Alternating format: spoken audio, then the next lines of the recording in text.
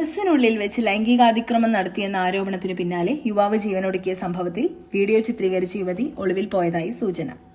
വടകര സ്വദേശി ഷിഞ്ചിതയ്ക്കെതിരെ പോലീസ് ഇന്നലെ കേസെടുത്തിരുന്നു. ഇവർക്കായി കോഴിക്കോട് മെഡിക്കൽ കോളേജ് പോലീസ് തിരച്ചിൽ ആരംഭിച്ചു.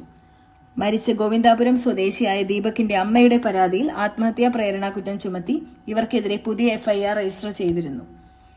കേസ് രജിസ്റ്റർ ചെയ്തതിന് പിന്നാലെ യുവതി ഒളിവിൽ പോയെന്നാണ് വിവരം. ദൃശ്യങ്ങൾ പകർത്താൻ ഉപയോഗിച്ച മൊബൈൽ ഫോൺ കണ്ടെത്താനുള്ള ശ്രമത്തിലാണ് പോലീസ്.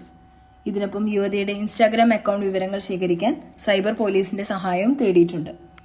തിങ്കളാഴ്ച വൈകുന്നേരത്തോടെ മെഡിക്കൽ കോളേജ് പോലീസ് ദീപകിന്റെ വീട്ടിലെത്തി മാതാപിതാക്കളുടെയും സഹോദരന്റെയും അടക്കം മൊഴി രേഖപ്പെടുത്തിയിരുന്നു.